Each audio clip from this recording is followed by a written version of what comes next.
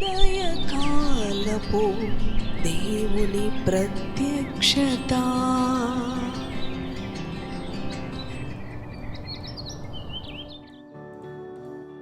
Praise the lord, హల్లెలూయా. ప్రభునందు ప్రియ దేవుని బిడ్డలారా, ప్రభు యొక్క అత్యంత కృపను బట్టి మరి యొక్క ఉదయకాల దేవుని ప్రత్యక్షపు వాక్కులోనికి వచ్చి ఉన్నాము. అనుదినము ఆయన ప్రత్యక్షపు వాక్కు మన జీవితాలకు ఎంతో నెమ్మదిని, సమాధానమును, ఆశీర్వాదమును కలుగు చేస్తూ ఉన్నది. ఈ దినము కూడా అనగా ఇది పరిశుద్ధ దినం, మన ప్రభువుని ఆరాధించే దినం. ఈ ఉదయమును కూడా లేచి దినచర్యను మన ప్రభుతోనూ ఆయన ప్రత్యక్షపు వాక్కుతోనూ ప్రారంభించుకుందాం. పరిశుద్ధ గ్రంథములో కీర్తనలు గ్రంథం 86వ అధ్యాయము 5వ వచనమును చదువుకుందాం. ప్రభువా, నీవు దయాళుడవు, క్షమించుటకు సిద్ధమైన మనస్సు గలవాడవు, నీకు మొరపెట్టు వారందరి ఎడల కృపాతిశయము గలవాడవు. హల్లెలూయా. దేవునికి స్తోత్రం. ఎంతో శక్తి కలిగిన దేవుని వాక్కు. ప్రియ సహోదరి సహోదరుడా, ఇది పరిశుద్ధ దినం, మన ప్రభువుని ఆరాధించే దినం. అవును, అనుదినము మన ఉద్యోగాలకు, మన బిజినెస్ కు, మన యొక్క మరి చదువులకు, మన వ్యక్తిగత పనులకు ఎంత వేగిరపడుతూ, ఎంత ఆసక్తితో కొనసాగుతూ ఉంటామో, అంతకన్నా మించిన ఆసక్తి, అవును అంతకన్నా మించిన మరి అవును ప్రియ దేవుని బిడలారా, తృష్ణ మనము దేవుని సన్నిధికి వెళ్ళుటలో తొందరపడుతూ ఉండాలి, మరి వేగిరపడుతూ ఉండాలి.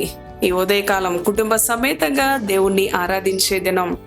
ఈ పరిశుద్ధ దినమును మనము పరిశుద్ధంగా ఆచరించుట ద్వారా దేవుని యొక్క అధికమైన ఆశీర్వాదం మనకి కలుగుతూ ఉన్నది. ప్రియ దేవుని బిడ్డలారా, మరి దేవుని వాక్యం తెలియచేస్తా ఉంది కదా, ప్రభువా నీవు దయాళుడవు, క్షమించుటకు సిద్ధమైన మనస్సు గలవాడవు, నీకు మొరపెట్టు వారందరి ఎడల కృపాతిశయము గలవాడవు. హల్లెలూయా. అవును ప్రియ దేవుని బిడ్డలారా, మన ప్రభువుని ఎందుకు ఆరాధించాలి? మన ప్రభు సన్నిధికి ఎందుకు వెళ్ళాలి? ఆయన దయాళుడు, ఆయన ప్రేమ కలిగిన దేవుడు, ఆయన జాలి కలిగిన దేవుడు, ఆయన మనుషులందరి ఎడల కూడా క్షమించడానికి సిద్ధ మనసు కలిగిన దేవుడు.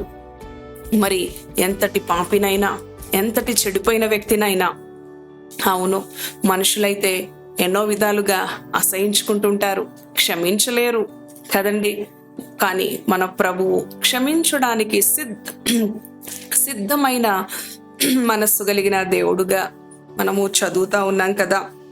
నీకు మొరపెట్టు వారందరి ఎడల కృపాతిశయము కలిగిన దేవుడు.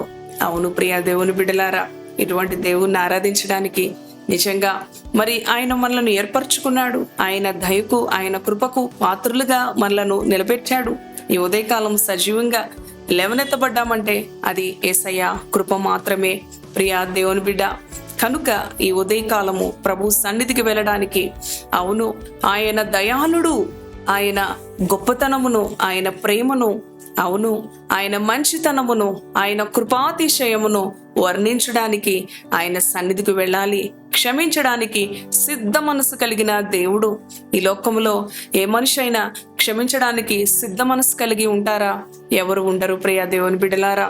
అవును, ఎన్నో కక్షలతో, క్రోధాలతో మరి వారి హృదయాల్లో ఎన్నో సంవత్సరాలుగా గూడుగట్టుకొని మరి కక్షలు, క్రోధాలు, విరోధాలు పెంచుకుంటున్న మనుషుల మధ్య మన ప్రభువుని మనము ఘనముగా ఆరాధించాలి. ఆయన క్షమించడానికి సిద్ధ మనసు కలిగిన దేవుడు. ఇప్పుడు కాదు, తర్వాత రా అని చెప్పే దేవుడు కాదు ప్రియ దేవుని బిడ్డ. నాకు సమయం లేదు అని చెప్పే దేవుడు కాదు. ఆయన సిద్ధ మనసు కలిగిన దేవుడు. మనుషులందరి ఎడల ఆయన కృపాతిశయము కలిగిన దేవుడుగా ఉన్నాడు అని దేవుని వాక్యము తెలియచేస్తా ఉన్నది. కనుక ప్రియ సహోదరి సహోదరుడా, నీ ప్రభు నీ కొరకు ప్రాణం పెట్టి ఉన్నాడు. ఆయన సర్వస్వాన్ని నీ కొరకు ఇచ్చివేసి ఉన్నాడు. తన పరిశుద్ధ రక్తము ద్వారా ఆయన నిన్ను కొని ఉన్నాడు. ఆయన అంటున్నాడు, నీవు నా సొత్తు, నేను నిన్ను విలువ పెట్టి సంపాదించుకున్నాను. ప్రశస్తమైన పరిశుద్ధమైన రక్తమిచ్చి నేను నిన్ను నా సొత్తుగా మార్చుకున్నాను. కనుక ఆయన దయాళుడు కలిగిన దేవుడుగా, క్షమించడానికి సిద్ధ మనసు కలిగిన దేవుడుగా ఉన్నాడు. కనుక మన ప్రభువుని ఆరాధించడానికి ఈ 6 దినాలు మనకిచ్చాడు. 7వ దినం ప్రభువుని ఆరాధించాలి, ప్రభు సన్నిధిలో నిలవాలి, ప్రభువుని ఘనపరచాలి, ప్రభువుని సంతోషపరచాలి. ప్రభువుని మహిమపరచాలి.